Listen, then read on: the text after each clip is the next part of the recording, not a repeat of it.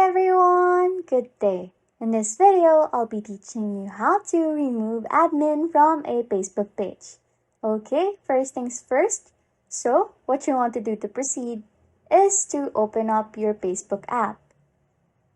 And then, while you are currently in the Facebook main page, head on to your menu. It can be on the top right or the bottom right depending on what device you are using, if it is an Apple or an Android.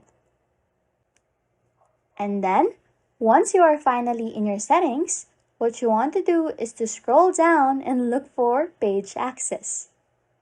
And in here, you can see everyone who currently has access to your Facebook page. To remove their access, just press the ellipsis icon right here and press Remove Access. And after that, you have officially removed an admin from a Facebook page.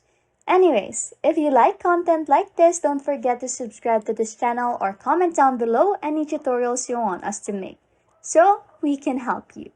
And that's it. You can now remove admin from a Facebook page. Thanks for watching and happy scrolling.